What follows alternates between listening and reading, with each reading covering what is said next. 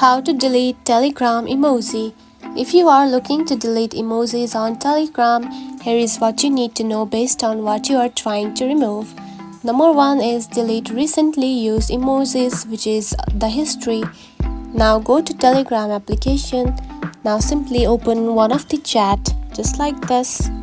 Then here you can find the sticker option right here on the message box. Tap on it. Then here you can find the recently used stickers right here. Now to remove it, simply tap onto this cross button right here, select it and clear the recent stickers. Now tap onto emoji right here. Then here you can find recently used emojis. Now to remove it, simply tap onto this cross button right here, select it.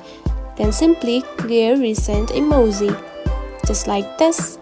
Now the second thing you can do is simply delete or remove emoji reactions from the message. Now here you can find a reaction right here. Now to remove it, simply tap on it just like this. And now you can see it is now removed. And that's it. This is how you can delete Telegram emoji. If you found this video helpful, don't forget to like and subscribe for more tips. Thanks for watching.